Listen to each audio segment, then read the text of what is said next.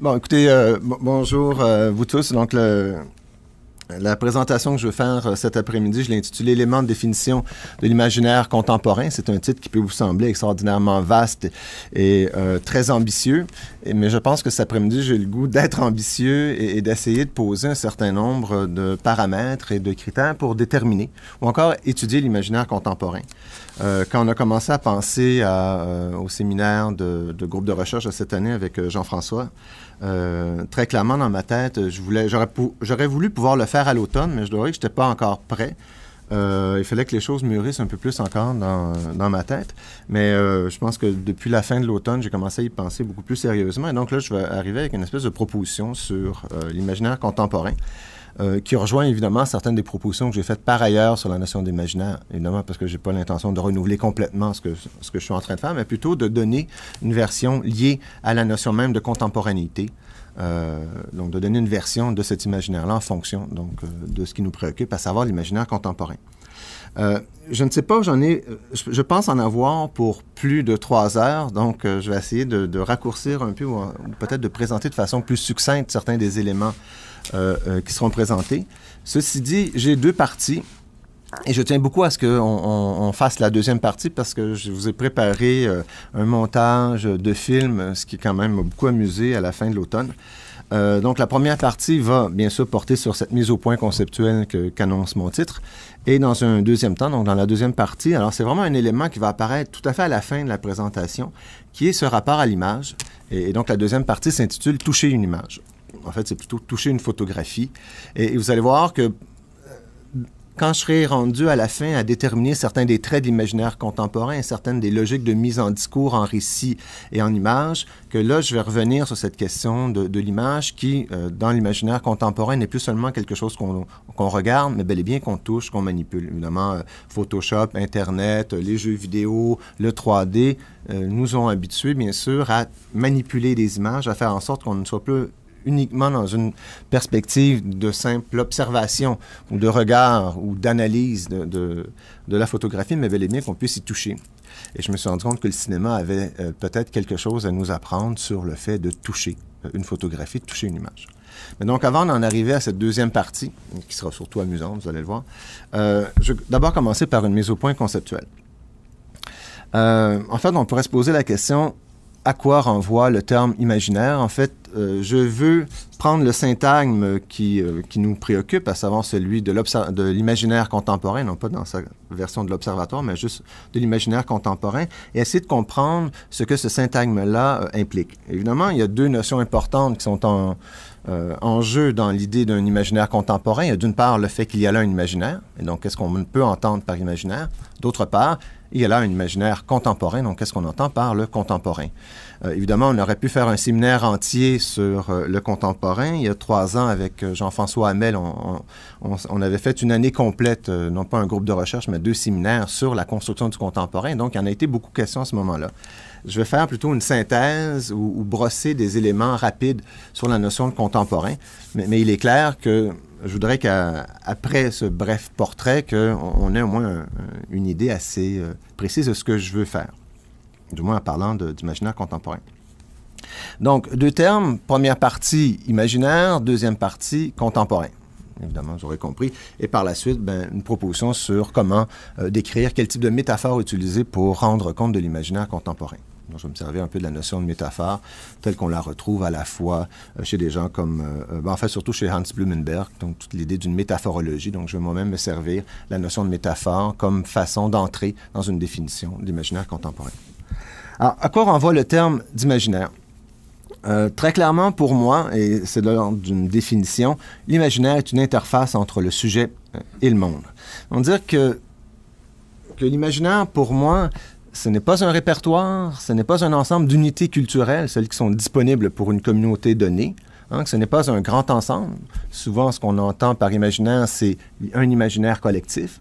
Alors, vous voyez qu'en disant l'imaginaire est une interface, je ne veux pas aller vers ces définitions de l'imaginaire qui nous disent qu'il s'agit là d'un imaginaire collectif, d'un ensemble, mais au contraire, d'une interface, de la relation, de cette chose qui permet la relation entre un sujet et le monde. Donc, c'est une jonction, un lien, ce qui assure le lien entre un sujet et le monde, à la fois ce qui assure le lien et bien sûr ce qui permet de le déployer et bien sûr de le travailler. Dans une perspective qui se veut vraiment ascendante, donc non pas un processus descendant et déductif, mais plutôt ascendant et inductif, il est très clair pour moi que parler d'une interface, parler de cette relation au monde, d'un sujet, eh bien, c'est le point de départ, en fait, d'une construction, d'un déploiement.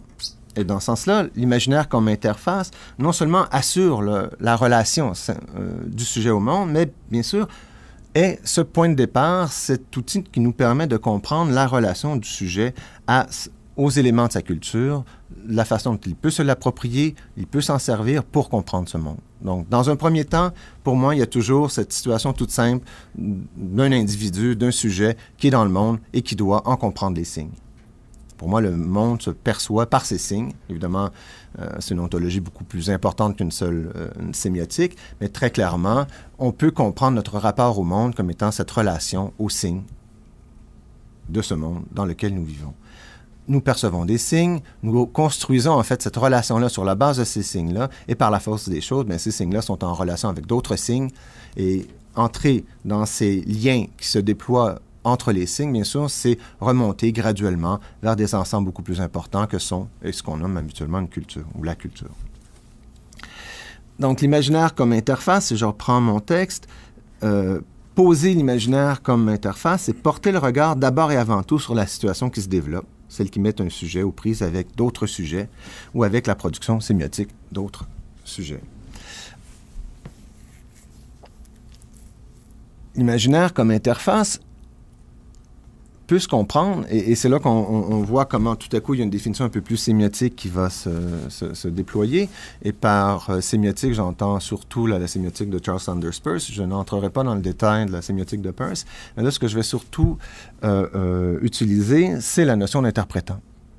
Parce que pour moi, la notion d'interprétant, surtout dans des syntagmes complexes tels que jeu d'interprétants ou ensemble d'interprétants, permet de comprendre l'ensemble des éléments qui sont utilisé par un sujet pour construire, comprendre, interpréter une situation donnée. Et par conséquent, un ensemble complexe de signes. Donc, poser l'imaginaire comme interface, en fait, c'est le comprendre comme étant l'ensemble des interprétants disponibles pour un sujet donné, dans son rapport au monde et à ses signes, ainsi que l'ensemble des manifestations sémiotiques, artistiques, littéraires, culturelles et scientifiques, actualisant leur façon, des us et coutumes, ainsi qu'une représentation du monde. En fait, vous voyez, il y a deux éléments. Évidemment, on parle d'une interface. Par la force des choses, cette interface-là est en contact à la fois avec le sujet, qui s'en sert, mais aussi il est en contact avec le monde, qui apparaît comme étant un ensemble de manifestations, comme étant un ensemble de productions culturelles, artistiques et autres. C'est donc dire qu'il y a deux éléments.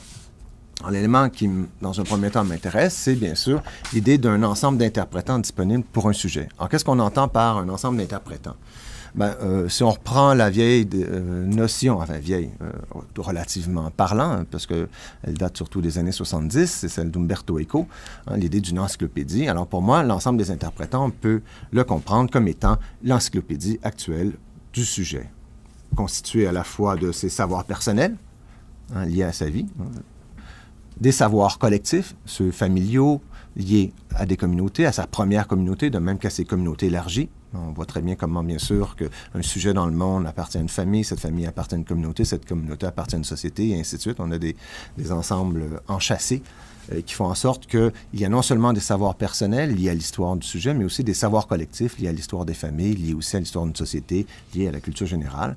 De même qu'il y a aussi, lié bien sûr, non pas au savoir personnel, mais à l'histoire même du sujet, des thèmes identitaires, hein, qui est le terme que Norman H. Allen avait développé dans les années 70 dans une perspective tout à fait freudienne, hein, parlant du thème identitaire. Donc, capacité d'empathie, structure du désir, et ainsi de suite. Alors, d'une part, il y a une encyclopédie, hein, ça fait partie des interprétants, mais aussi, il y a des stratégies d'interprétation. Hein, l'encyclopédie, c'est un ensemble de savoirs liés au monde, comparativement au dictionnaire ou au lexique, qui est un savoir purement lexical. Mais évidemment, l'encyclopédie repose aussi sur un lexique, mais il y a aussi des stratégies d'interprétation, donc des stratégies, si vous voulez, d'interpellation d'éléments culturels et symboliques, maintenus et transmis par des dispositifs techniques qui, bien sûr, sont là pour assurer leur pérennité. Alors, si vous voulez, l'encyclopédie, là, c'est comme si je prenais un billet rapidement, un billet phénoménologique, et renvoyé entre autres à l'esthétique de la réception de Hans Robert Jauss. L'encyclopédie, si vous le voulez, ça constitue le répertoire en fonction duquel un horizon d'attente pour un sujet se constitue. Donc, par le biais de l'encyclopédie et des stratégies d'interpellation qui constituent l'ensemble des interprétants d'un sujet, bien, il y a non seulement, bien sûr, la capacité de comprendre et de faire, de rendre signifiant un ensemble donné de signes, que ce soit une production intentionnelle ou alors simplement une production inintentionnelle de signes, mais que cette encyclopédie-là aussi constitue un répertoire au sens de Jauss qui détermine un horizon d'attente. Évidemment, l'idée de l'horizon d'attente devient intéressante à partir du moment où ce qui nous intéresse, c'est un imaginaire contemporain. Donc, c'est de poser le temps présent comme ce lieu premier, bien sûr, de l'expérience du sujet et de son rapport au monde, et que ce rapport au monde-là, non seulement se constitue sur la base du passé et de ce qui a été maintenu présent en termes culturels et en termes sémiotiques, mais aussi un horizon d'attente sur l'anticipation de ce qui peut arriver. Et comment va se constituer l'anticipation de ce qui peut arriver sur la base, bien sûr, de ces encyclopédies stratégiques.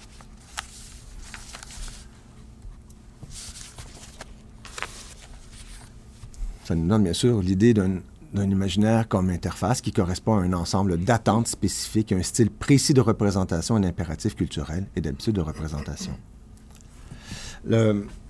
Évidemment, pour l'instant, ce que je ne vais pas faire, c'est explorer la partie la partie dans son rapport au monde de cette notion d'interface. Je vais surtout m'arrêter aujourd'hui à comprendre, à essayer d'articuler ce rapport du côté du sujet. Donc, de quelle façon le sujet se sert de l'imaginaire comme d'une interface, bien sûr comprenant par là que de l'autre côté, l'interface, par la force des choses, elle est liée, bien sûr, au monde et à ses productions. Il y a un terme que qui s'est glissé assez rapidement dans la discussion, c'est celui de dispositif. Je l'ai dit tantôt, il y a des dispositifs qui rendent, bien sûr, possible, qui donnent une certaine pérennité, bien sûr, à ces éléments qu'on nomme des éléments culturels qui permettent donc une encyclopédie de se développer. J'aime bien la notion de dispositif. Ça fait longtemps évidemment qu'elle a été développée par Michel Foucault. Et ce que j'ai le goût de faire là, assez rapidement, c'est en fait de vous lire deux citations, l'une de Foucault. En fait, je l'ai simplement reprise dans le bouquin, en fait, l'opuscule de Giorgio Agamben, Qu'est-ce qu'un dispositif, paru chez Payot et chez Rivage. Et par la suite, de vous donner ensuite la version d'Agamben de cette notion de dispositif. Alors, que dit Agamben, parlant du dispositif? Alors, dans un premier temps, il va citer ce que Michel Foucault en avait dit dans « 10 écrits » au volume 3. Alors, Foucault dit la chose suivante. Donc, je vous lis simplement la citation telle que reprise par Agamben. Là, je dois avouer, je n'ai pas eu le temps de retourner dans 10 écrits de Foucault, ce que je vais faire d'ici la fin de la session. Là, mais pour l'instant, là, je fais le raccourci qui consiste à citer de seconde main, espérant que la traduction française du texte italien de Agamben respecte le texte initial de Foucault. Mais là, je n'ai pas le choix. Là. Je vous dis juste que s'il y a là une simple hypothèse de corrélation entre les deux textes. Donc, je vous cite Foucault. Ce que j'essaie, le J dans j'essaie, bien sûr, renvoie à Foucault, qui est cité. Ce que j'essaie de repérer sous ce nom est un ensemble résolument hétérogène comportant des discours, des institutions, des aménagements architecturaux, des décisions réglementaires, des lois, des mesures administratives, des énoncés scientifiques, des propositions philosophiques, morales, philanthropiques, bref, du dit aussi bien que du non-dit, voilà les éléments du dispositif. Le dispositif lui-même, c'est le réseau qu'on établit entre ces éléments. Par dispositif, j'entends une sorte, disons, de formation qui, à un moment donné, a eu pour fonction majeure de répondre à une urgence. Et pour moi, l'idée de la notion d'urgence vient tout à fait nous parler de la relation du sujet au monde. Nous sommes continuellement face à des urgences, ne serait-ce que d'ouvrir une porte, descendre un escalier, traverser une rue, voilà une urgence. C'est la définition simple de l'urgence et non pas une urgence qui serait de l'ordre de la métaphysique ou encore d'une urgence sociale telle que guerre et ainsi de suite.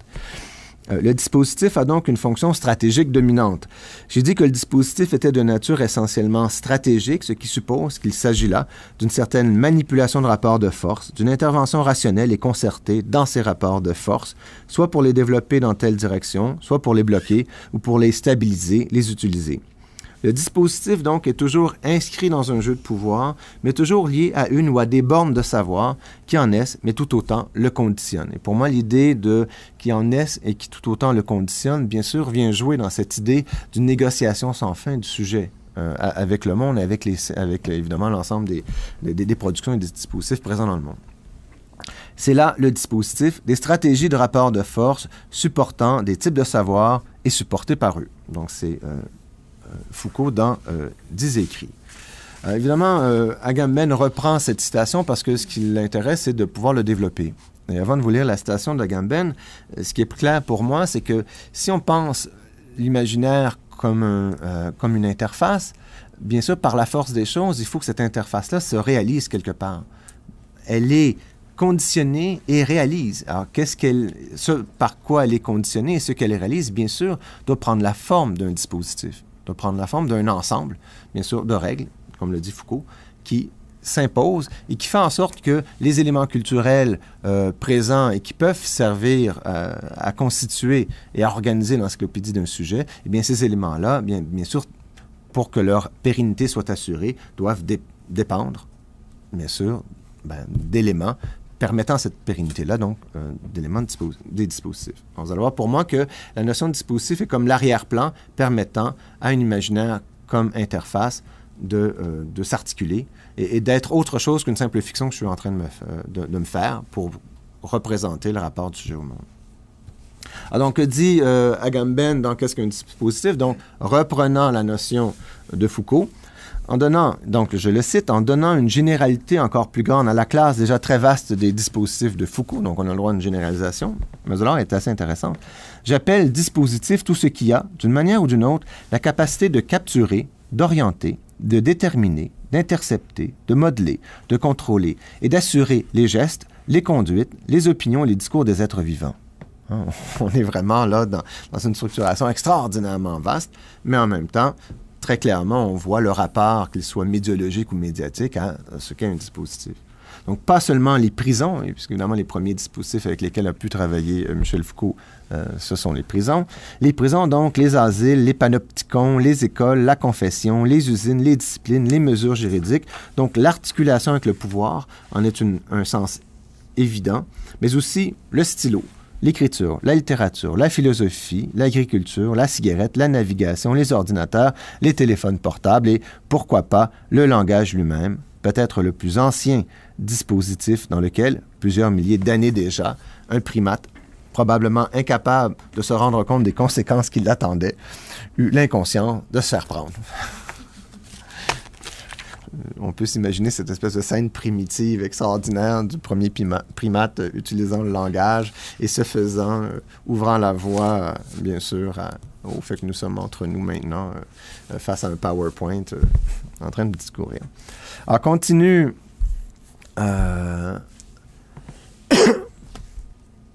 Donc, tantôt, je ne vous lisais même... Donc, excusez, là, vous aviez à l'écran la mauvaise diapositive. Donc, la suite de cette citation d'Agamben, il y a donc deux classes, les êtres vivants, ou les substances, et les dispositifs. Entre les deux, comme tiers, les sujets. J'appelle sujet ce qui résulte de la relation, et pour ainsi dire, du corps à corps entre les vivants et les dispositifs. J'appelle sujet, je m'excuse, je pense que j'ai mal lu la citation, donc je continue.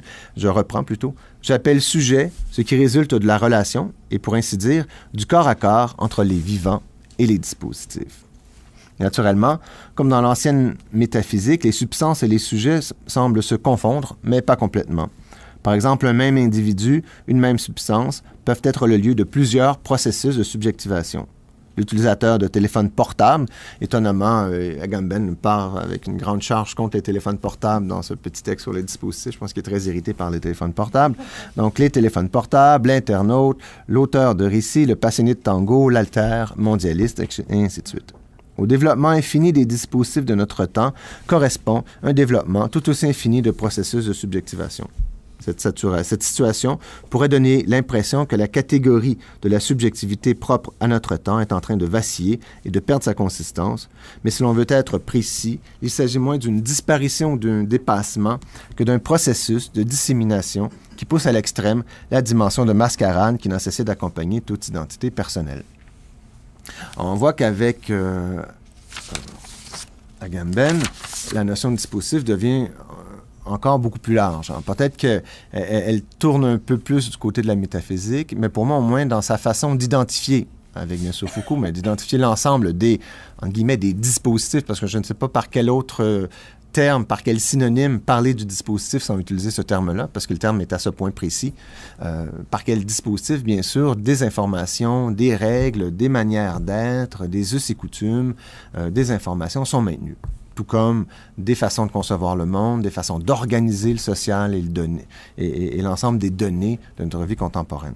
Donc pour moi, très clairement, si la relation du sujet au monde doit se comprendre par le biais d'un tiers qu'est l'imaginaire, et l'imaginaire comme une interface, bien cette interface-là, par la force des choses, en fait, n'est rendue possible, est actualisée et fait en sorte que est actualisée par des dispositifs, par un ensemble de dispositifs. Alors pour moi, cette idée-là du dispositif permet d'ancrer l'idée d'imaginaire, non seulement dans une théorie sémiotique, une théorie donc de la relation au monde, mais aussi de l'ancrer, en fait, dans des considérations de nature beaucoup plus large, liées à la technologie, disons, ou alors liées à des dispositifs, donc à des ensembles complexes de règles et de façon d'organiser un vécu. Alors voilà pour la notion d'imaginaire. Vous aurez compris que ce qui est important pour moi, c'est d'abord et avant tout le fait qu'il y a interface, et dire interface, c'est dire contact, c'est dire relation au monde, et que comprendre l'imaginaire, pour moi, n'est jamais ne procède pas par une généralisation immédiate d'un ensemble très large de données, qui nous permettrait d'établir un modèle qui serait tout simplement, qui permettrait des déductions sur ce que le monde, sur ce que cette relation au monde-là est, mais plutôt, en fait, un modèle tout à fait ascendant, constructif, qui est, nous sommes, parce que, en fait, c'est un modèle qui répond à l'urgence d'être, à l'urgence qui est la nôtre, d'être dans le monde. Et que comment, en fait, nous-mêmes, nous pouvons acquérir des éléments de notre culture, comment nous pouvons devenir des littéraires, comment nous pouvons devenir des êtres capables d'interpréter et de comprendre le monde, eh bien, c'est, d'une certaine façon, depuis cette situation immédiate qui est notre être au monde et du fait que nous avons, bien sûr, à comprendre le monde et, ce faisant, à mettre en jeu de plus en plus d'éléments qui, eux-mêmes, établiront leur propre relation à d'autres éléments et qui, ce faisant, bien sûr, vont permettre de constituer une identité, qu'elle soit collective ou alors culturelle. Deuxième partie de la présentation, maintenant, l'idée, bien sûr, d'un imaginaire qui est contemporain. Alors, pour préciser la définition, si l'imaginaire est cette interface entre le sujet et le monde, l'imaginaire contemporain, alors, comment dire, une précision de la définition initiale, l'imaginaire contemporain est cette interface singulière qui se déploie à l'époque actuelle, dans ce moment qu'est le nôtre.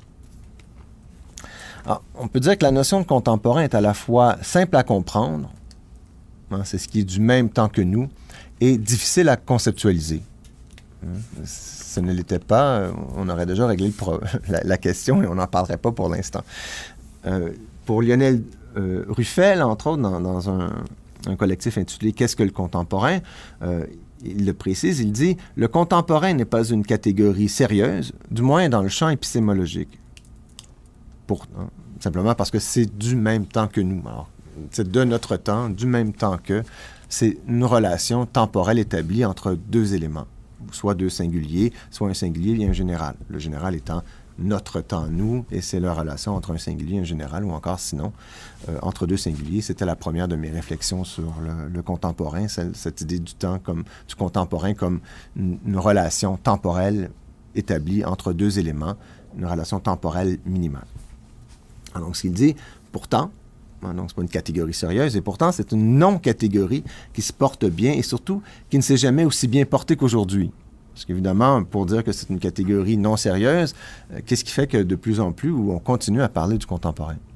On pourrait dire, ben arrêtons, là. C'est une notion qui est beaucoup trop vaste, une notion qui, bien sûr, le contemporain de 1927 puis de 1892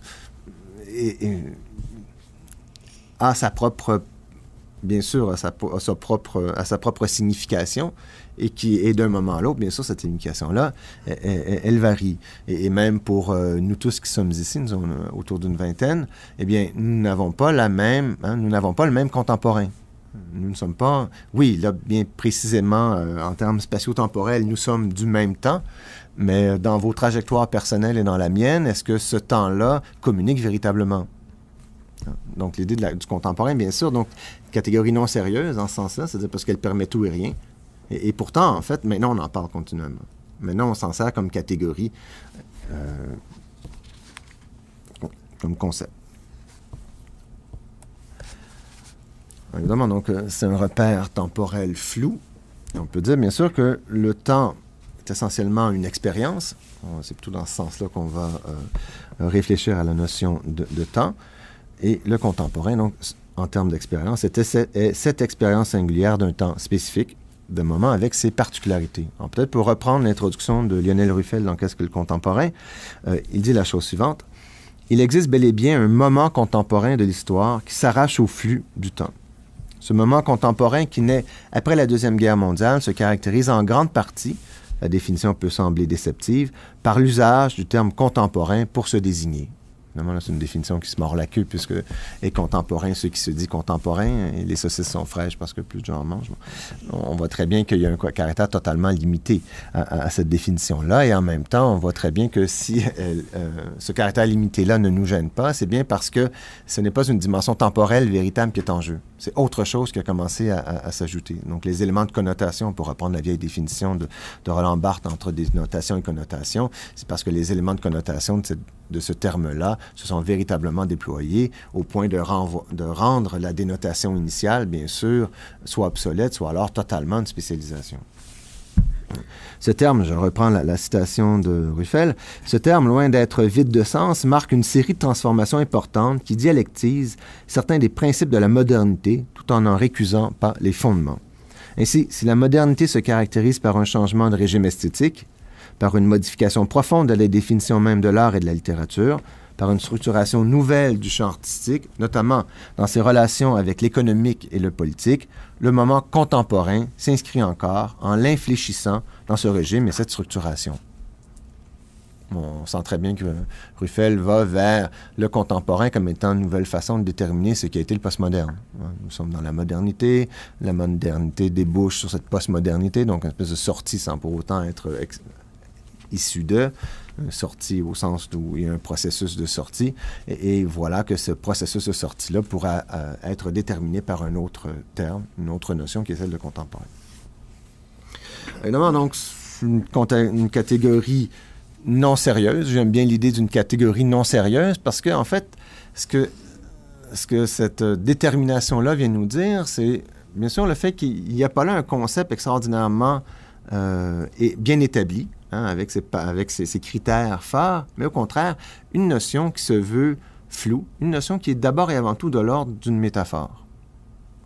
J'aime bien travailler dans la perspective de Blumenberg, qui développe une métaphorologie et qui cherche à déterminer de quelle façon les premières conceptualisations procèdent toujours par métaphore, procèdent toujours par une notion qui vient tout à coup s'imposer pour décrire et déterminer une situation, se faisant, bien sûr, construisant par la force des choses la situation elle-même et par rétroaction, constituant la métaphore comme catégorie véritable.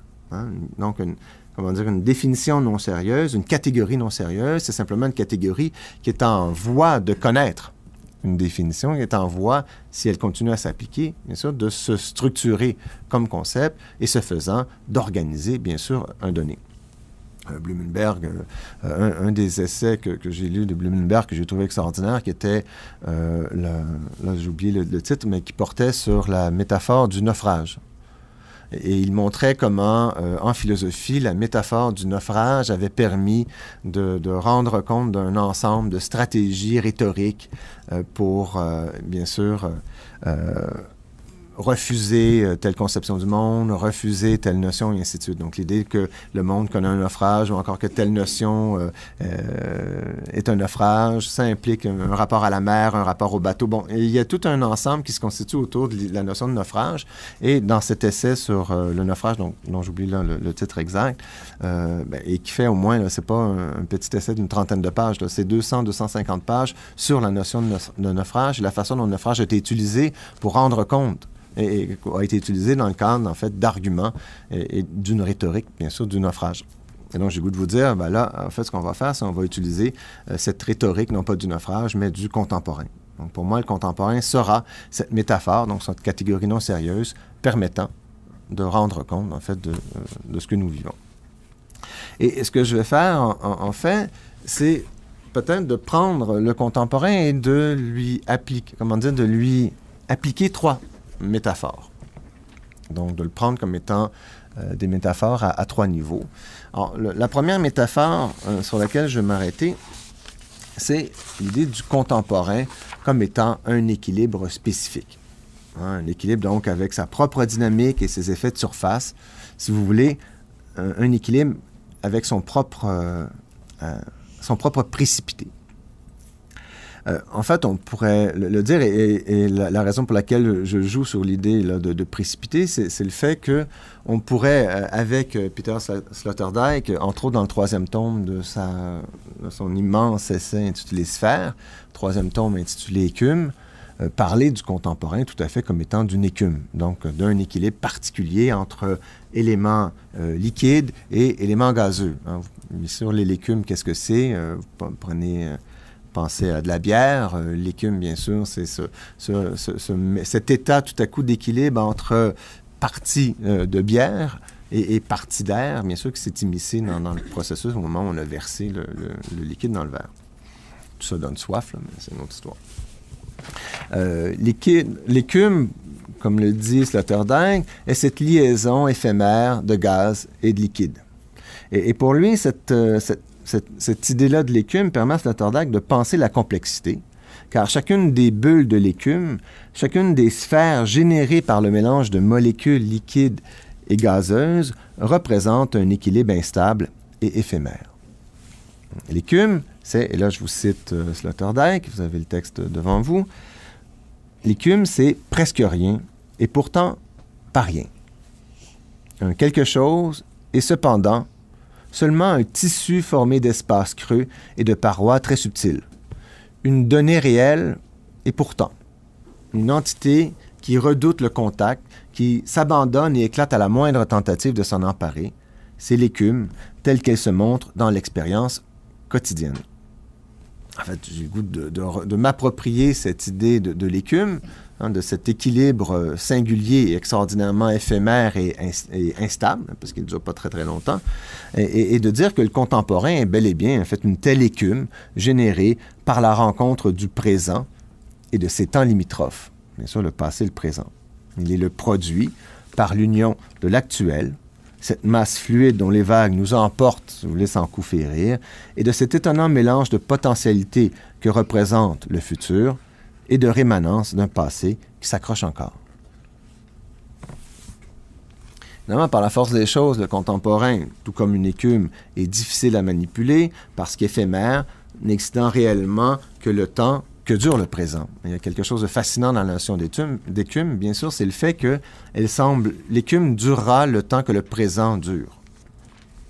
Ouais, parce que c'est une pure actualité venant de la relation, c'est un précipité subi au moment de la relation éphémère entre un gaz et un liquide ou des liquides. En même temps, donc, caractère éphémère, côté tout à fait instable, mais en même temps, signe d'un très grand dynamisme. Il n'y a écume, il n'y a contemporain que parce qu'il y a agitation, mouvement, réaction, dynamisme, force contradictoire, que parce qu'il y a tout à coup la relation spontanée entre un liquide et un gaz, c'est parce qu'il y a la relation spontanée entre divers temps, le présent, et ces deux temps limitrophes. Donc, la notion de contemporain comme écume et de contemporain comme équilibre spécifique, c'est de dire que ce contemporain, pour instable et éphémère qu'il soit, est en même temps le résultat d'une situation extraordinairement dynamique. Et pour moi, de rendre compte de la relation du sujet au monde comme étant, par le biais d'une interface singulière qu'est l'imaginaire contemporain, eh bien, dire cela, c'est bel et bien dire que, non pas que nous sommes dans une situation extraordinairement passive, mais au contraire, dans une situation extraordinairement dynamique, qui force bien sûr à s'avancer plutôt que se reculer, qui force à être confronté à ce monde qui apparaît bel et bien comme étant un ensemble de forces contradictoires dont l'écume sera ce que nous serons capables d'en saisir.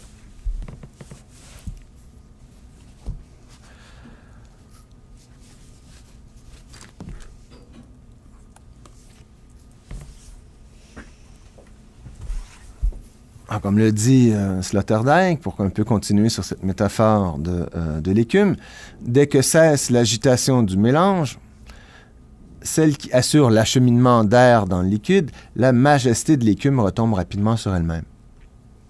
Et en fait, moi, je lis cette citation, évidemment, à la lumière, bien sûr, de l'analogie que je crée entre écume et contemporain, et vois très bien qu'il y a là une façon de comprendre, bien sûr, comment dire, l'effervescence culturelle du contemporain, ou tout ce que vous voulez comme étant cette manifestation, en fait, d'une agitation, d'un travail permanent et constant. Un contemporain ne s'impose à notre esprit que parce que l'agitation du temps présent, donc je fais de la métaphore, en commande la saisie.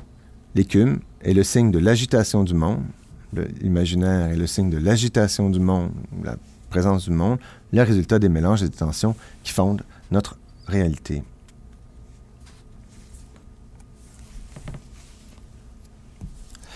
Évidemment, je brosse rapidement ce portrait, entre autres parce que je vous avais donné à lire en préparation à cette séance-ci les trois réflexions que j'avais fait paraître sur le site de Salon Double. La première étant ce jeu sur la relation temporelle fondamentale établie par la notion même de contemporanéité, hein, le rapport entre deux entités, hein, soit deux singuliers ou un singulier en général. La deuxième qui portait en fait sur un autre texte de Agamben sur le contemporain, et le contemporain est-il l'actuel ou l'inactuel, où là je reprenais en fait un peu la réflexion d'Agamben, mais cherchant en fait à refuser les conclusions d'Agamben sur la posture que nous devons adopter face au contemporain.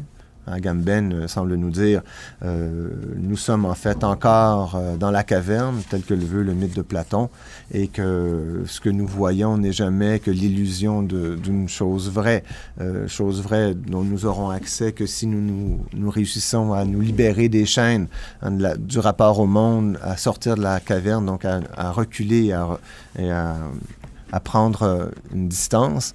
Et tandis que pour moi, il est clair, et c'est pour ça que la notion d'écume m'apparaissait intéressante donc dans cette réflexion-là, c'est-à-dire que plutôt que d'avoir à prendre des distances face au contemporain, plutôt que de penser le contemporain comme étant ce mur de la caverne du mythe de Platon, eh bien, pensons plutôt le contemporain comme étant cette écume, comme étant cette agitation, ce rapport, cette chose dont nous ne pouvons rendre compte que si nous sommes prêts et capable de bel et bien regarder, voir cette écume.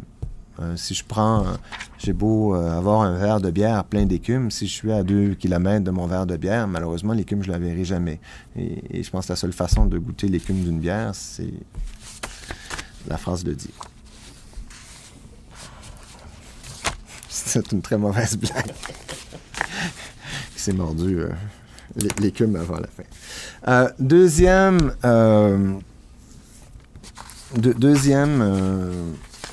disons-le comme ça, deuxième métaphore pour parler du contemporain. Et là, vous allez voir que ce développement-là va prendre un peu plus de temps parce que je veux revenir sur... j'aime bien ce type de démonstration-là. Je veux revenir sur des définitions toutes simples du temps.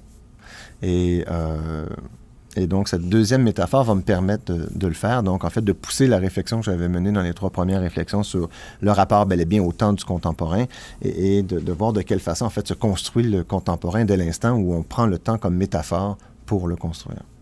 Donc, deuxième métaphore, le contemporain n'est pas un équilibre, mais plutôt, cette fois-ci, le contemporain est un moment. Hein? C'est l'époque contemporaine, celle qui suit le modernisme, si on suit là, une espèce de jeu là, des régimes d'historicité, voire le postmodernisme, et qui s'impose comme étant un régime singulier de l'histoire. Très souvent, maintenant, on associe, bien sûr, le contemporain à un régime d'historicité, selon la théorie et le modèle développé par l'historien François Hartog, hein, qui en parle comme d'un régime d'historicité contemporain par opposition à un régime d'historicité moderne. Mais quand on parle d'un régime d'historicité contemporain, par la force des choses, en fait, on renvoie à une définition du contemporain comme étant un moment. Dans ce sens-là, en fait, le contemporain est une expérience singulière du temps, hein, une expérience du temps présent marquée par des déséquilibres. Alors, l'idée, ce n'est plus un moment fait d'équilibre, mais au contraire, un moment fait de déséquilibre. Déséquilibre qui, pour la plupart du moins pour ce courant de pensée-là, porte un nom, c'est le présentisme. Une notion qui, on pourrait dire à la suite de Ruffel, qui est à la fois non sérieuse, mais aussi tout à fait pertinente. Qu'est-ce que le présentisme? Eh bien, c'est justement ce moment qu'est le contemporain, mais un moment non pas défini comme étant un équilibre, quelque précaire et instable qu'il puisse être, mais au contraire, par un déséquilibre. Et le déséquilibre, c'est quoi? Eh bien, c'est un temps présent qui, au lieu de s'inscrire de façon convenue, usuelle, harmonieuse, entre guillemets, équilibrée, dans l'enchaînement des temps allant du passé vers le futur, ou au contraire du futur allant vers le passé, mais au contraire, un temps présent qui tout à coup est démesuré, a perdu ses limites, ou encore semble être complètement comprimé par les différents temps qu'il borde. Alors, très clairement, on semble dire qu'il y a là, en fait, une expérience qui est précise, et on peut facilement en reconnaître certaines des caractéristiques, mais en même temps, par la force des choses, ces balises sont extrêmement floues. Et je pense que le fait que les balises de ce présentisme sont floues vient du fait que sous un même terme, deux types de tensions sont identifiés. Deux conceptions du rapport du présent à ces temps limitrophes. Alors, ce que je veux faire là maintenant, en fait, c'est plutôt de prendre l'idée du présent et du présentisme et de montrer que sous cette notion-là, donc de présentisme et même de présent, viennent se buter les unes contre les autres des conceptions différentes. Et que si d'un commentateur à un autre, la notion de présentisme semble ne pas se ressembler, parce que moi aussi j'ai été frappé par le fait que souvent le présentisme de l'un ne correspond pas tout à fait au présentisme de l'autre, et qu'il y a là en fait des avis contradictoires sur une même notion sur laquelle à peu près tout le monde s'entend. Oui, il y a un problème, oui, le temps présent semble être sorti de ses gonds, mais alors là, à partir du moment où il s'agit de décrire de quelle façon ce être sorti de ces gonds-là se réalise, mais là, prend des formes différentes. En fait, je vais vous dire que c'est lié, en fait, à deux types, en fait, à deux conceptions du temps qui s'affrontent. Donc, ça veut dire 2 fois 2, parce que pour chacune de ces... Il y a deux niveaux de tension, et chaque niveau de tension identifie, en fait, des zones d'opposition. Alors, premièrement, on peut dire que l'un des lieux de tension dans la définition du présent, et par conséquent donc du présentisme, du présent dans son acception ou dans sa conception contemporaine, il y a en fait tout ce rapport, qu'on peut dire évidemment tout à fait un rapport imaginaire, ce rapport de construction du présent. Comment construit-on le présent? Est-ce qu'on construit le présent sur un mode ascendant ou est-ce qu'on construit le présent sur un mode descendant? Est-ce qu'on construit le présent en fonction d'un système déductif, de haut en bas, ou est-ce qu'on construit le présent depuis un système, au contraire, inductif, de bas en haut? Et ce qui est fascinant, c'est qu'on se rend compte que selon le type selon le choix qu'on fait de modèle, on a le droit, en fait, à des conceptions du présent qui sont complètement différentes. Alors, ou bien le présent se présente comme étant...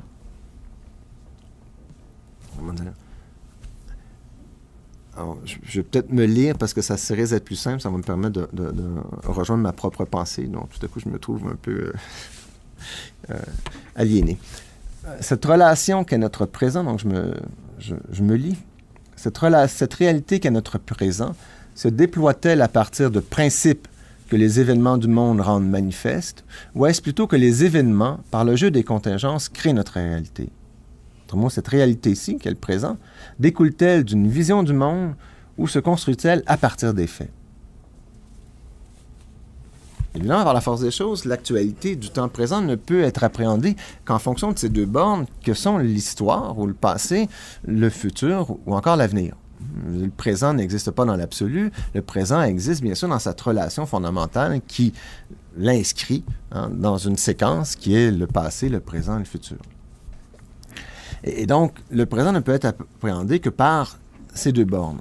Et la question est de savoir quelle borne choisissons-nous?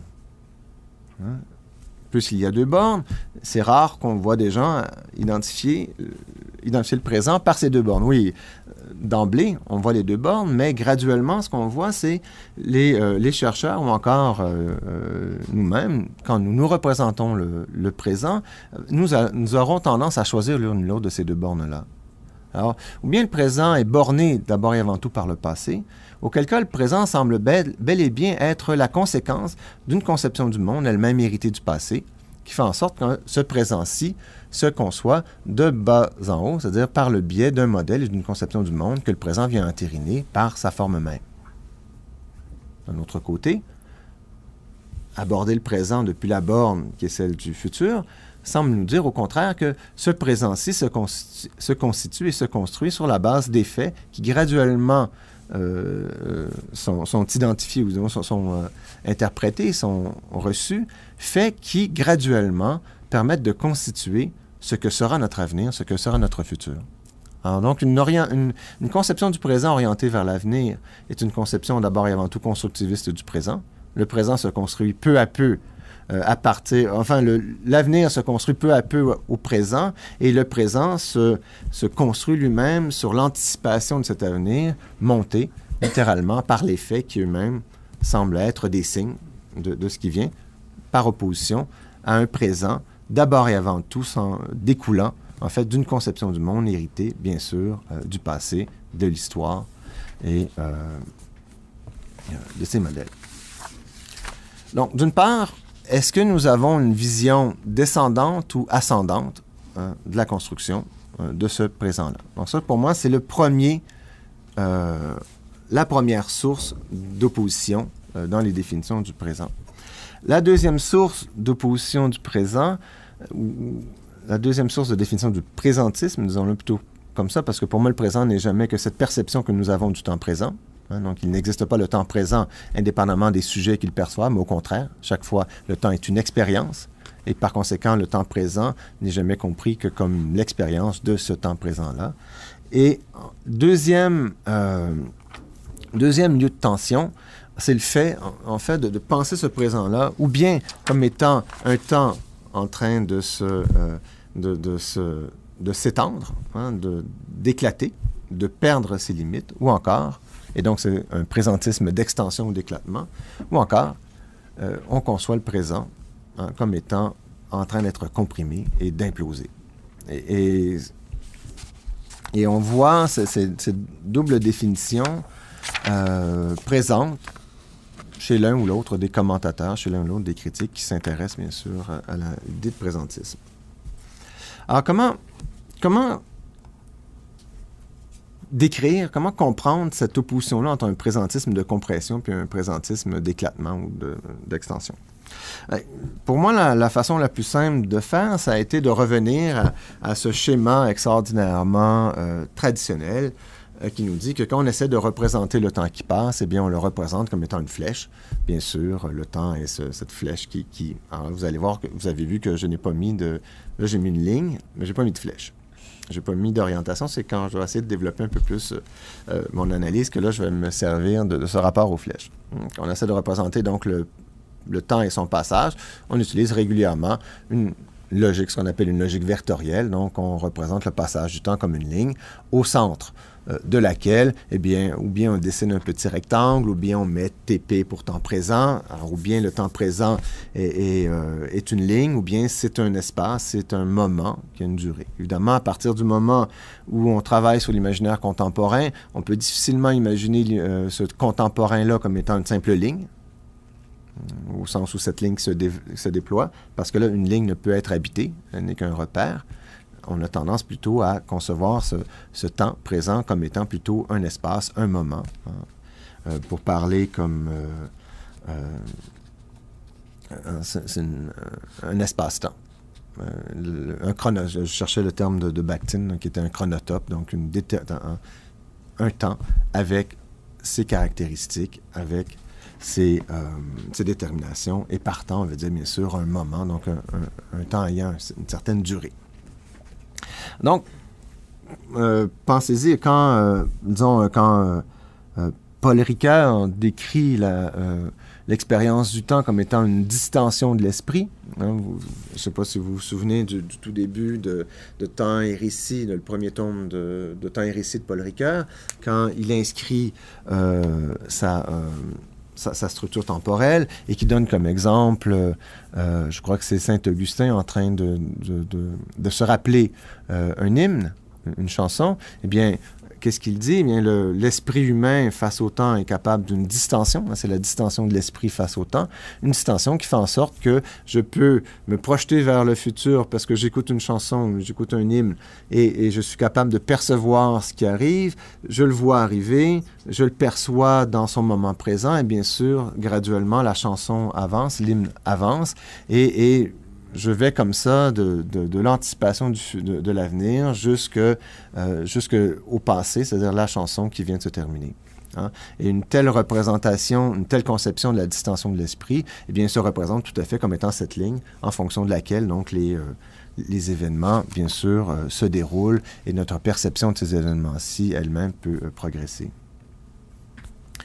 Alors, ce même petit schéma, on pourrait dire qu'il connaît, et pourquoi pas, 4 réalisations. En fait, selon que les temps qu'ils mettent en scène sont perçus comme étant complémentaires ou en tension. Alors, donc, le schéma 2, on voit les flèches vont de la gauche vers la droite. Dans le schéma 3, les flèches vont de la droite vers la gauche. Évidemment, à droite, c'est le futur et à gauche, c'est le passé.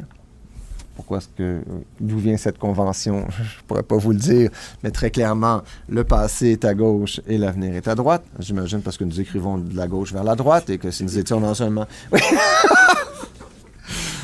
Nous devrions tous écrire de la droite vers la gauche, comme ça au moins ça nous donnerait une version du monde qui serait cohérente avec nos propres choix politiques, mais bon, c'est une autre histoire.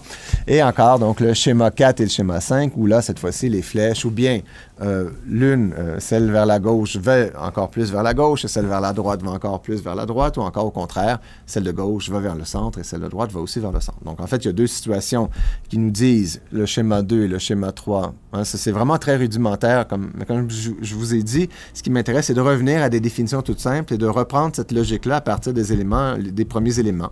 D'accord? Le temps, on le représente par une ligne, donc une flèche. Par conséquent, quelles sont les perceptions du temps qui passe?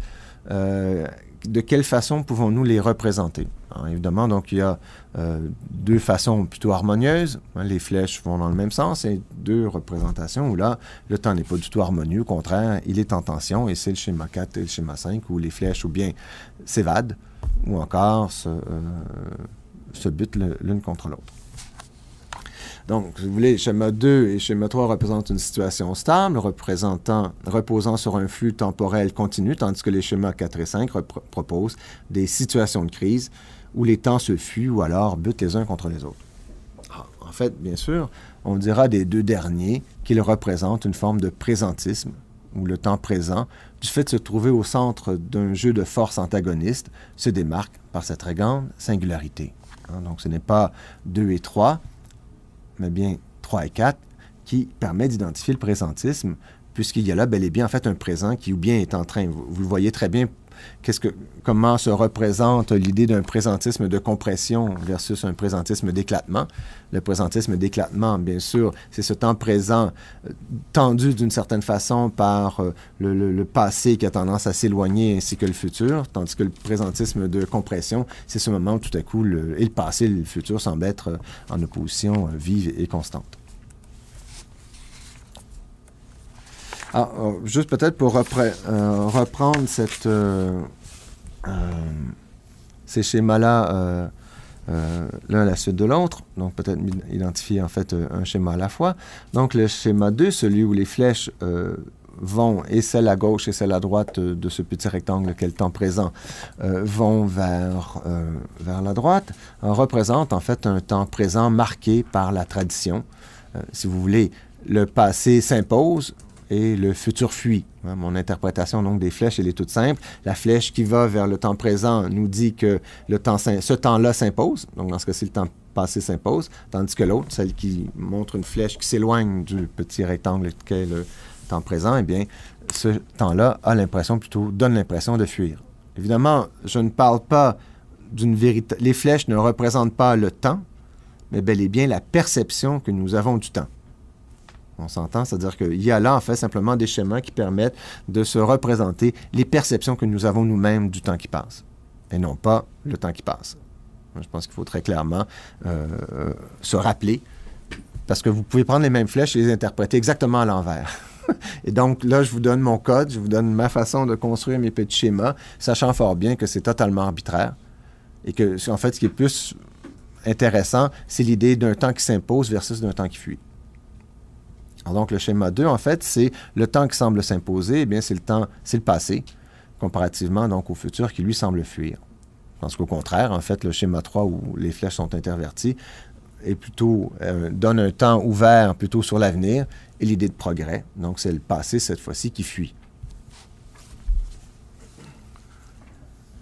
Alors, les flèches du temps du schéma 2 vont vers la droite, ce qui indique que le temps perçu au présent va du passé vers l'avenir. Cette configuration représente, on le voit très bien, une conception où le passé s'impose de façon prépondérante.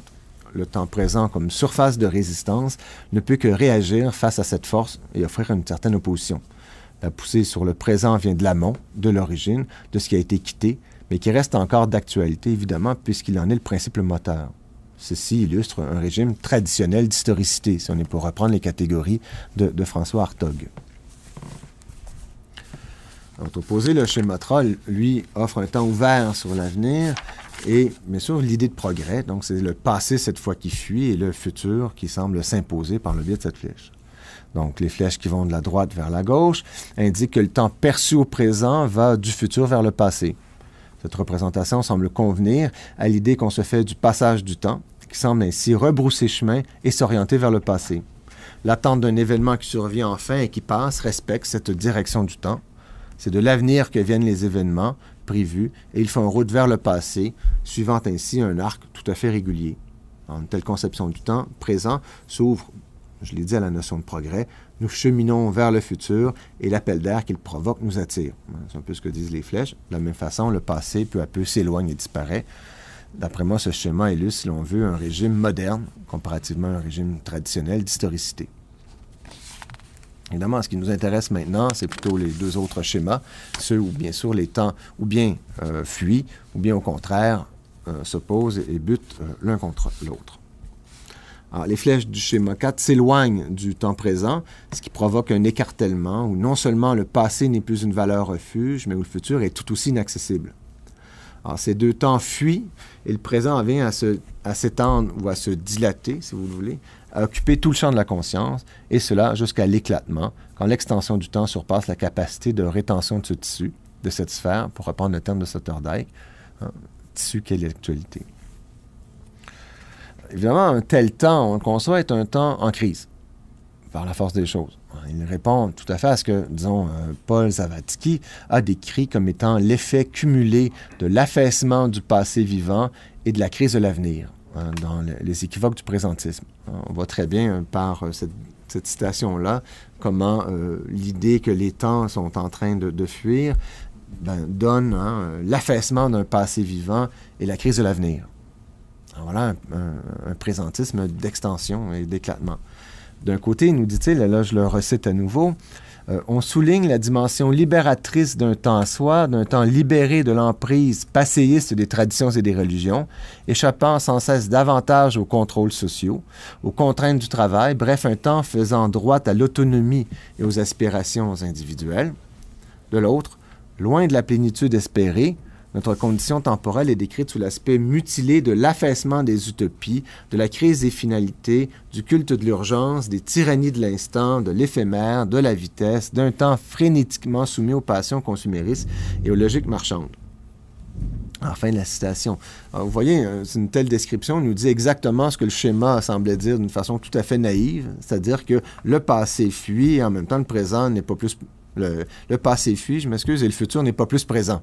Le passé aussi semble s'éloigner et nous sommes pris avec un temps présent qui évidemment donc s'enfle de plus en plus du fait de ne pouvoir être contrôlé, maîtrisé, contenu et qui de ce fait en sorte que nous ayons perdu tous les repères.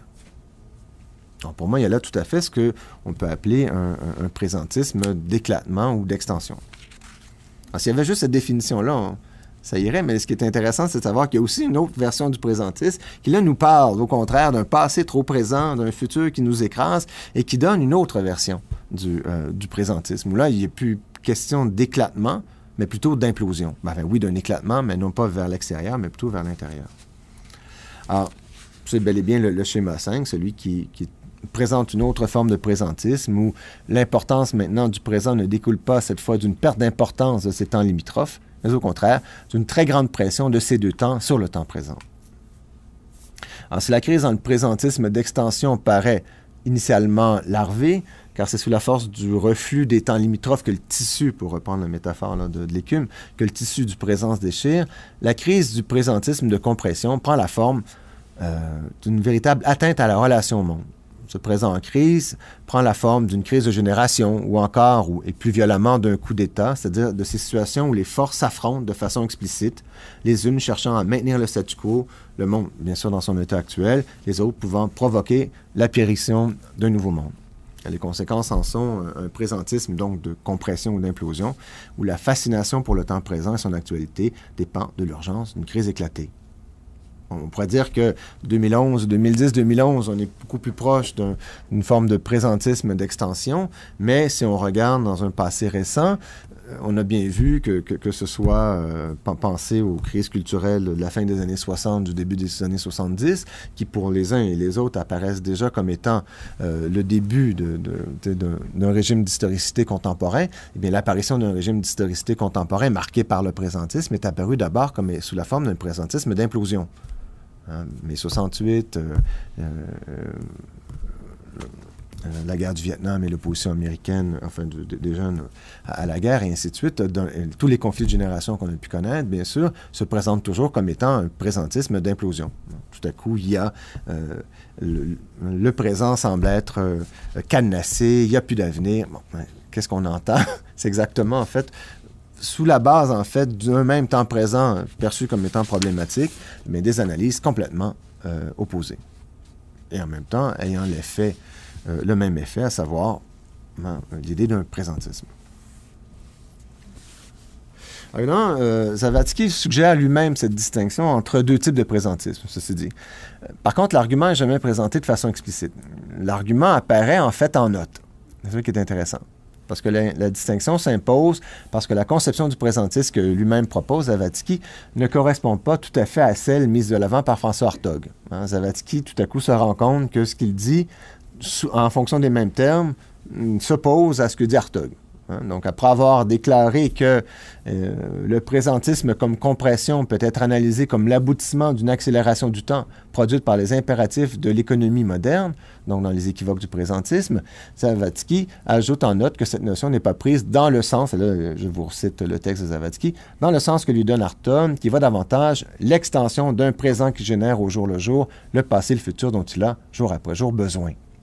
Donc, ce que je fais, en fait, c'est que je prends cette note de Zavatsky et je lui donne sa pleine extension, c'est-à-dire cette remarque qu'il fait par rapport à l'opposition entre ce que lui-même entend par présentisme et ce que Hartog entend par présentisme. Eh bien, j'ai simplement choisi de l'exploiter sur un mode majeur et de voir qu'il y a bel et bien là, en fait, ancré à même la façon dont on se représente le temps, deux conceptions, bien sûr, des tensions qui affectent le temps présent. Évidemment, puisque nous, avec le temps, nous parlons toujours d'une expérience, nous parlons toujours de l'expérience de quelque chose qui, bien sûr, déjoue constamment la perception. Hein. Pensez au vieil adage de Saint-Augustin concernant le temps. Si on ne me demande pas ce que c'est le temps, je sais très bien ce que c'est. Par contre, dès l'instant où on me pose la question, je ne sais plus.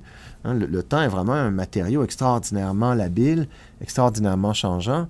Et donc, rendre compte des expériences et des perceptions du temps par la force des choses implique toujours, en fait, une interprétation implique toujours la sédimentation d'une expérience. Et par la force des choses, ces sédimentations-là peuvent être tout à fait en opposition les unes avec les autres.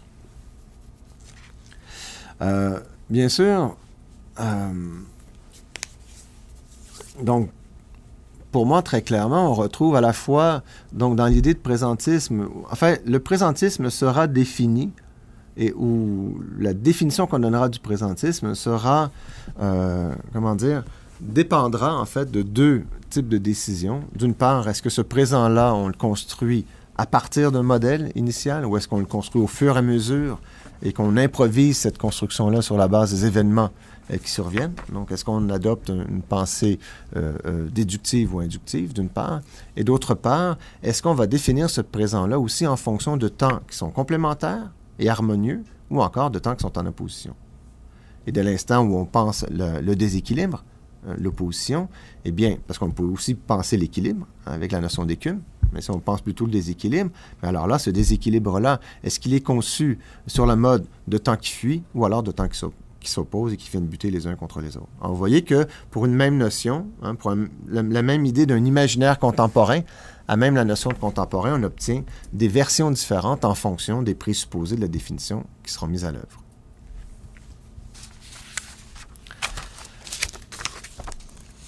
Ça m'amène, moi, à proposer une troisième métaphore pour parler de l'imaginaire contemporain et du contemporain. Et évidemment, c'est la reprise de ce que je vous ai présenté dans un premier temps, savoir de dire que l'imaginaire est une interface et que l'imaginaire contemporain est donc cette interface singulière qui s'impose maintenant.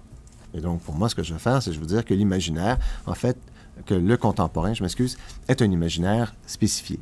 Donc, un imaginaire avec ses particularités, avec ses singularités, ses attentes spécifiques, et par conséquent son répertoire, ses productions culturelles et artistiques, bien sûr, très clairement adaptées. Alors, en tant qu'interface, l'imaginaire contemporain, pour moi, sera marqué par deux choses. D'une part, par un ensemble de traits, et d'autre part, par sa propre logique de mise en discours, en récit et en image. Mais là, je renvoie tout à fait aux travaux que j'ai faits dans les logiques de l'imaginaire, où je définis un imaginaire spécifié comme étant justement un imaginaire, donc l'imaginaire de la fin, l'imaginaire du labyrinthe, comme étant des imaginaires qui tout à coup se spécialisent, se surdéterminent, et dès l'instant où ils se sont surdéterminés, eh bien, apparaissent avec des traits qui permettent de les identifier tels quels, et en même temps, les traits étant bien sûr tout à fait passifs, ils peuvent être modifiés, mais en soi, ils sont passifs, eh bien, pour qu'il y ait un certain dynamisme à cette définition-là, eh bien, ce qui est en jeu, c'est non seulement il y a des traits, hein, il y a des éléments qu'on peut reconnaître, mais en même temps, il y a aussi des logiques spécifiques de mise en récit, en discours ou en image. Alors, vous voyez, là, on est rendu à une troisième métaphore. On n'est plus à la métaphore de l'équilibre, on n'est plus à la métaphore du moment, on est plutôt à la métaphore d'un imaginaire spécifié, donc d'un ensemble structuré, permettant bien sûr de se déployer comme interface. Évidemment, ce qui est en jeu pour moi par imaginaire spécifié, c'est une interface singulière, c'est une interface spécialisée. Alors, quels sont ces traits? Alors, ces traits, ils sont...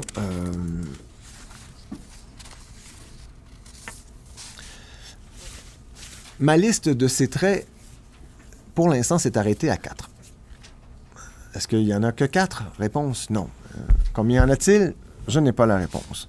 J'en ai au moins identifié 4. Je suis content, j'en ai au moins trouvé 4. Vous m'en trouvez un 5e, un 6e ou un 7e, je serai très content aussi et on ira de l'avant. Pour l'instant, disons que moi, j'ai essayé d'identifier un certain nombre de ces traits-là et que ceux qui m'ont intéressé, ceux sur lesquels, quand même, je peux dire, j'ai une certaine emprise, disons-le, une emprise théorique, ce sont les 4 que je vous présente là. Alors, le premier, en fait, je l'ai appelé une soif de réalité. Par soif de réalité, en fait, c'est la traduction française du titre d'un essai de David Shields, qui est à la fois écrivain et essayiste, qui a fait paraître en 2010 un manifeste intitulé « Reality Hunger ». Et donc, la traduction française de « Reality Hunger », en fait, ça a été pour moi, très littéralement, une soif de réalité. Hunger, c'est la faim, mais je trouve qu'une faim de réalité, on est trop proche de l'imaginaire de la faim FIN, donc je trouvais que la soif permettait de dire tout aussi clairement en français ce besoin très fort de réalité que le Reality Hunger de David Shields permet de décrire. David Shields ne fait pas référence à Hartog. David Shields n'est pas un historien, c'est plutôt un artiste et un écrivain. Mais en fait, ce qu'il entend par soif de réalité représente tout à fait le présentisme d'extension dont Zawadzki, Hartog et les autres peuvent être en train de parler. C'est la même réalité. Et d'ailleurs, c'est pour ça que ça m'intéresse, que l'article pas l'article, je m'excuse, mais le bouquin de Shields m'a intéressé, c'est qu'avec de tout autre moyen, en fonction d'une réflexion d'abord et avant tout littéraire et esthétique, et non pas historique et sociologique, donc un déplacement important de la perspective, bien Shields arrive exactement au même type de constat. Soif de réalité, bien sûr, pourquoi? Parce que cette réalité-là semble, et c'est l'idée du présentisme d'extension, cette réalité-là semble continuellement être en train de nous échapper. On est constamment en train d'en faire le spectacle, on fait de la surenchère au niveau de la réalité, on a des téléréalités, on fait de l'autofiction, on est constamment en train de se mettre soi-même en scène de toutes les façons possibles. Pourquoi, nous dit Shields? Parce que nous avons soif de réalité, parce que cette réalité-là semble être sur le point de nous échapper. Et que la meilleure façon, en fait, de la retenir, c'est bien sûr de s'y agripper d'une certaine façon. Hein. Ce qu'on pense perdre, on s'y agrippe. L'idée d'une reality hunger est bel et bien l'idée on va s'agripper à quelque chose dont on a l'impression qu'on est en train de perdre. Non, je pensais que je peux vous donner une citation que là, je n'ai pas eu le temps de mettre sur diapositive. Donc, je vais vous lire un extrait au tout début, en fait, de Reality Hunger de David Shields. J'ai traduit la citation en français. Donc, voici ce qu'il dit. Vous allez voir, parce que là, lui, il semble plutôt porter du côté de l'apparition d'un nouveau mouvement esthétique, donc d'une nouvelle esthétique, quand dans les faits, on comprend très bien que ce n'est ni moins une esthétique, en fait, qu'un régime d'historicité, donc quelque chose d'encore plus large. Donc, dit Shields, une absence délibérée, donc il fait une espèce d'énumération de ce qui est au cœur même de ce qu'il nomme reality hunger. Une absence délibérée de qualité artistique, un matériau brut, apparemment intact, non filtré, non censuré et aucunement professionnel.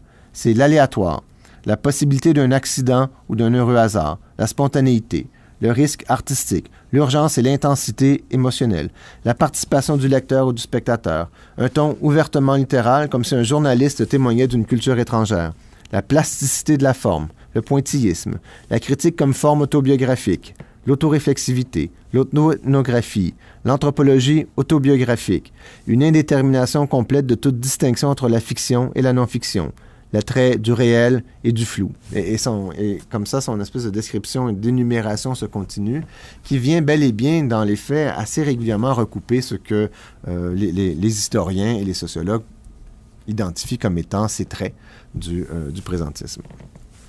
Donc pour moi, en fait, cette soif de réalité-là est un des traits de l'imaginaire contemporain. Et il permet aussi, donc, et pour moi, ces traits-là sont intéressants non seulement parce qu'ils viennent identifier un imaginaire, oui, c'est bien, mais surtout parce qu'ils permettent d'orienter le regard et de permettre des analyses. C'est-à-dire qu'ils permettent de servir de chapeau à un ensemble d'analyses permettant justement de rendre compte de la forme précise que prend l'imaginaire contemporain. Donc, soif de réalité. 2, on ne sera pas surpris du fait de mon travail au NT2 depuis quelques années, une esthétique des flux. C'est-à-dire le flux ou les flux qui s'imposent comme étant cette grande réalité à laquelle nous participons. Évidemment, la notion de flux est très vieille, depuis, bien sûr, Héraclite et son assertion que tout est flux. L'idée, bien sûr, qu'il y ait un courant continu, que les choses soient toujours en mouvement, est aussi vieille, donc, est aussi vieille que l'Antiquité grecque. Mais, évidemment, pendant très longtemps, cette idée que tout est flux a été un peu battue en brèche, simplement parce que pour comprendre le monde, et déjà là, on retrouve en fait plutôt la position de Platon face à Héraclite, de dire que pour comprendre le monde, il faut arrêter le flux, il faut stabiliser le monde, l'arrêter pour être capable d'en décrire les éléments. Et que très longtemps, on a cherché à arrêter le temps, à arrêter le flux, de façon au moins à être capable d'inscrire, en fait, de délimiter un objet. Quand j'ai commencé à faire de la sémiologie, évidemment, on lisait surtout le cours de linguistique générale de Ferdinand de Saussure, et une des distinctions fondamentales du cours de linguistique générale de Saussure était la distinction entre la diachronie et la synchronie. Hein, il fallait, oui, bien sûr, les événements existent dans un flux. L'histoire de la langue, l'énonciation s'inscrit dans le flux de la diachronie, dans l'histoire du devenir humain et bien sûr, évidemment, des transformations de la langue, mais que pour décrire le système de la langue, il fallait bien sûr arrêter la diachronie pour imposer une synchronie. Hein. On va faire une coupe synchronique de cette diachronie-là, et sur cette coupe synchronique-là, nous pourrons enfin dire quelque chose. Donc, on va arrêter le temps, on va immobiliser le flux du temps, et une fois immobilisé, nous pourrons décrire, évidemment, la langue comme code plutôt que le langage comme parole. Coupe synchronique. Mais je pense que les développements philosophiques du 20e siècle, depuis Bergson, Husserl et la phénoménologie, depuis aussi en fait, tout le post-structuralisme à partir de Deleuze, on a graduellement, et Guattari, on a graduellement cherché à reimaginer, à redéfinir les flux, à les prendre en considération en tant que tels. Et bien sûr, on en est arrivé, en fait, à tout décrire en termes de flux. Pas seulement, bon, enfin, Deleuze finit par vraiment tout décrire en termes de flux, mais très clairement, lorsque nous regardons comment nos sociétés occidentales représentent une bonne partie de leurs activités fondamentales, disons-les économiques, c'est d'abord et avant tout en termes de flux qu'elles vont le faire. Hein. Flux, bien sûr, des valeurs, flux du commerce, flux des échanges entre les pays, et ainsi de suite. Donc, le flux est véritablement de l'ordre de ce mouvement dont la perception et la représentation est devenue au cœur même de nos enjeux sociaux et économiques. Et évidemment, le flux finit par atteindre l'état de médium, puisque depuis 1995, un réseau a été proposé, a été commercialisé, qui est bien sûr le réseau Internet, qui est essentiellement un flux d'informations constant. Et depuis maintenant 15 ans, et sinon 16 et 17 ans, Internet, en tant que flux d'informations, a fini par s'imposer comme étant un véritable espace, un espace culturel. Donc, il y en a qui appellent ça le cyberespace ou la cyberculture. C'est une culture qui fonctionne et qui s'inscrit directement à même des flux et qui se comprend par la notion même de flux. Alors, bien sûr, tous nos rapports identitaires organisés par le biais de ces flux-là vont venir à changer. Les œuvres changent, on le voit. Le travail que je fais ces dernières années pour essayer de comprendre quelles sont les esthétiques numériques, ces recherches-là m'ont amené beaucoup à travailler sur la notion de flux, puis à voir de quelle façon il y avait une esthétique des flux qui était en train de se développer. Donc des œuvres qui non seulement, par la force des choses, du fait qu'elles existent dans le cyberespace, actualisent des flux, mais des œuvres qui se rendent plus loin et qui viennent détourner des flux, qui viennent, non pas représenter, mais qui viennent s'inscrire comme mise en scène des flux. Et donc, on s'en va vers ce que moi j'ai appelé une esthétique des flux, une esthétique devenue vraiment très importante. Donc ça, pour moi, c'est un deuxième trait, donc l'importance qu'a pris la notion de flux sous toutes ses formes maintenant. Troisième élément qui va tout à fait dans le sens de cette esthétique des flux, en fait, c'est l'identité, c'est l'identité flux qui va avec justement cette idée d'un courant continu qui passe. Et moi, j'aime bien la notion qui a été, entre autres, proposée par Serge Tisseron, le psychanalyste français, à la suite de Tournier qui en avait parlé, si j'ai bien compris, dans un carnet, qui est la notion d'extimité. C'est l'extimité par rapport à l'intimité. Comment dire? L'intimité serait au sujet moderne ce que l'extimité est au sujet contemporain. c'est-à-dire une façon autre de concevoir l'identité en fonction de la relation à l'autre et des relations à l'autre. Évidemment, on peut penser immédiatement à l'ensemble des réseaux sociaux qui sont vraiment développés de façon importante depuis le début du 21e siècle. Réseaux sociaux qui font en sorte que, bien sûr, on s'inscrit avec son avatar, on s'inscrit avec une identité qui est une pure identité existant dans le réseau. Hein, je peux bien m'appeler Éric Lin sur Facebook. Il y a là, en fait, une identité qui est une pure identité flux. Je ne suis pas Éric Lin, mais les gens sont en interface, sont en relation avec Éric Lin. Et je peux m'amuser comme ça, en fait, par le biais d'un ensemble de pseudonymes. Alors, celui-là est très évident, ou par d'autres beaucoup moins évidents. Eh bien, projeter une identité autre. On peut dire qu'il y aurait là, en fait, une version extraordinairement surdéterminée et spécialisée de ce rapport à l'identité, mais c'est-à-dire par le cyberespace et les réseaux sociaux, on voit très bien, et c'était là le point de départ de la réflexion de Tisseron, que ce rapport à l'extimité, on le voit, par exemple, dans la télé-réalité. Pourquoi est-ce que les gens acceptent de participer à des télé-réalités? Pourquoi est-ce qu'ils acceptent de révéler leur intimité de façon extraordinairement publique? Parce que souvent, ces émissions-là ont des codes d'écoute extraordinaires. Alors, comment expliquer ce rapport à l'intimité qui apparaît chez les gens, chez les participants de la télé-réalité, ou encore chez les téléspectateurs qui comprennent parfaitement ce qui est en train de se passer sur ces télé-réalités-là. Ce n'est pas tellement qu'il y a quelques hurluberlus qui n'ont aucun sens critique et qui n'ont aucune idée de leur propre intimité qui vont s'afficher sur ces émissions-là, mais bel et bien que l'ensemble de la population adhère à cette définition-là de l'identité, adhère à cette monstration de soi qui est au cœur même de la télé-réalité. Donc, ça, je dois avouer qu'il y a à peu près une dizaine d'années avec Amélie Langlois-Béliveau, on avait travaillé, elle-même avait beaucoup travaillé sur les sites de confession en ligne. Et je dois avouer, pour moi, ça a été, quand j'ai lu Tisseron, j'ai beaucoup mieux compris ce sur quoi Amélie et moi, on avait travaillé, qui était des sites de confession en ligne. Donc, vous voulez vous confesser, les sites doivent encore exister, je suis certain. Et c'était assez étonnant parce que, bon, pour moi, un bon catholique, la confession, ben, tu sais, ça me prend un confessionnal. Normalement, je me confesse à un prêtre qui n'est que l'intercesseur, qui n'est que l'intermédiaire. En fait, je parle à Dieu. Et je révèle mon intimité à une seule personne, à celle qui voit tout normalement et pour qui cette intimité-là n'existe pas, hein, puisque je suis un fils de Dieu. Donc, quand je me confesse, je ne fais que d'accepter de révéler à Dieu ce que Dieu sait déjà. Et tout ceci se passe, bien sûr, dans un angle, dans un petit espace très, très limité, à l'abri des regards. Il n'est quand même pas question que les gens sachent ce dont je vais me confesser.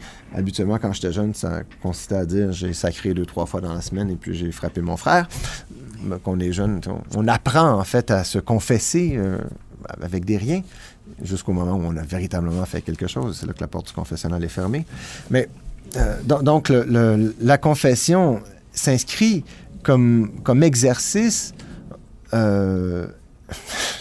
excusez pour la blague. Bon, la confession s'inscrit comme un exercice qui repose entièrement sur la notion d'une intimité, donc d'une identité qui est tenue secrète, qui est cachée de l'autre. Hein? On ne révélera cette identité qu'à l'intime ou encore à Dieu. Et avec une telle conception de la confession, j'étais évidemment, que je ne pratique plus depuis longtemps, mais quand même, je n'avais pas renouvelé oui, mais c'était une conception tout à fait passive de la confession, j'en conviens, mais qui n'avait jamais bougé. C'est comme on se dit, merde, la Terre est ronde, puis je le sais depuis 40 ans, mais je n'ai pas vraiment réfléchi depuis au moins 40 ans. Là, sauf quand il y a des créationnistes devant moi. Mais alors là, des sites de confession vont totalement à l'encontre de l'idée de la confession.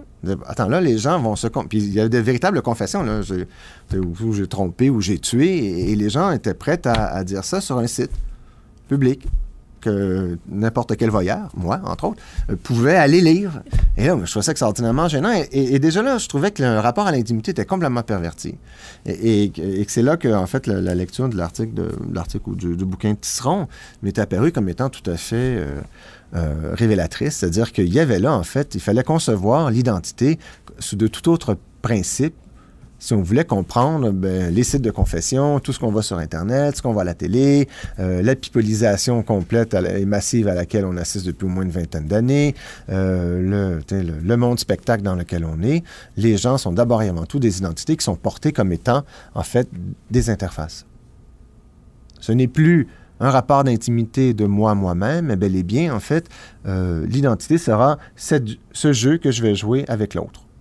Que ce jeu-là soit extraordinairement sérieux et qu'il soit très collé sur ma propre identité ou qu'il soit complètement farfelu, comme Éric Klein, disons, pas totalement farfelu, mais quand même en grande partie farfelu, ça n'a aucune importance. L'écart entre identité et, identité intime et identité extime est secondaire.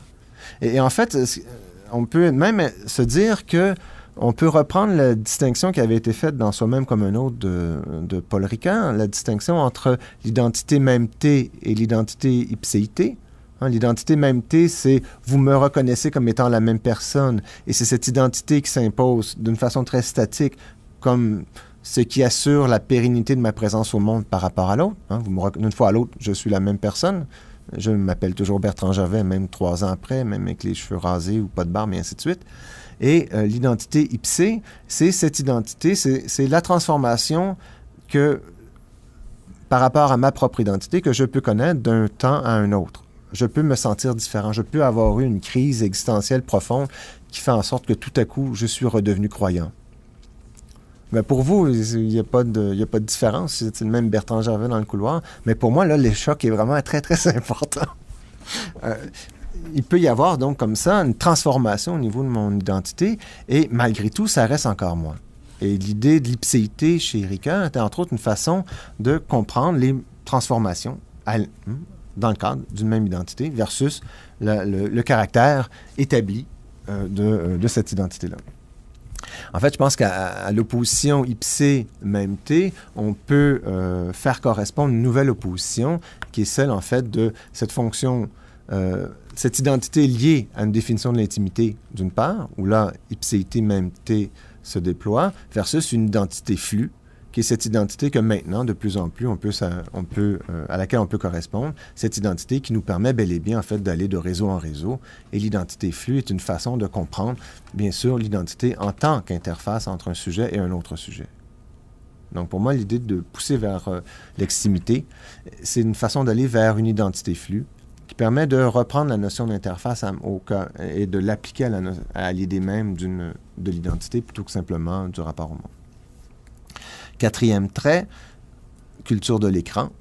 Bien sûr, on est en train de passer, je travaille beaucoup sur l'imaginaire du livre et de la fin du livre, donc on est en train de passer d'une culture du livre à une culture de l'écran et de l'écran relié, donc l'écran ouvert sur un réseau. Et bien sûr, cette culture de l'écran, là, je vais vraiment raccourcir la présentation. Cette culture de l'écran est marquée par une image, enfin marquée par de nombreuses choses.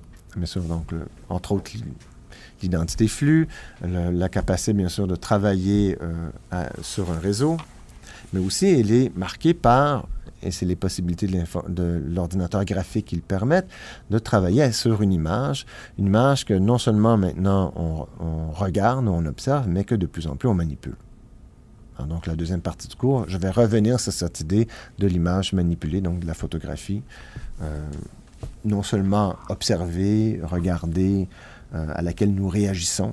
Pensons à la distinction entre le studium blipunctum chez Roland Barthes dans La Chambre claire, qui nous parle bel et bien de ces rapports intimes que nous pouvons avoir avec une photographie. Mais en fait, là, il faut aller beaucoup plus loin que cela, parce que maintenant, la photographie, l'image, ce n'est plus quelque chose qu'on regarde, c'est quelque chose que l'on tient, c'est quelque chose que l'on manipule.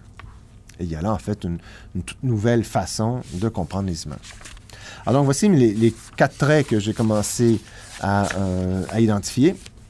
Vous en trouvez d'autres, je les prends volontiers, mais donc c'est avec ceux-là que je vais dans un premier temps travailler. Ensuite, pour ce qui est de la deuxième partie, en fait, de cette définition de l'imaginaire spécifié qui est l'imaginaire contemporain, donc d'une part des traits et d'autre part des logiques de mise en discours, en récit, en image. Et là, évidemment, j'aurais pu juste dire mise en intrigue pour reprendre l'expression de Ricoeur. là, en fait, j'ouvre à mise en discours en récit en image, sachant que, bien sûr, nous sommes dans des rapports iconotextuels complexes qui impliquent à la fois discours, texte, récit, image, et ainsi de suite. Alors là, j'ai identifié 5 logiques. La première, celle sur laquelle j'ai beaucoup travaillé, qui est l'idée de l'oubli comme modalité de l'agir plutôt que de la mémoire. Quand je ferai ma conférence à Salon Double le 15 février prochain, je développerai surtout cette logique-là, qui est au cœur, en fait, de La ligne brisée, qui était le 2e tome des logiques de l'imaginaire. Mais là, je vais revenir, en fait, sur certains de ces éléments-là. Deuxièmement, il y a ce que j'appelle, disons-le comme ça rapidement, l'immersion comme mode de spectature, avec ses effets de présence spécifiques. Évidemment, l'oubli comme modalité de l'agir implique des effets d'errance, qui déterminent assez bien quand même le sujet contemporain.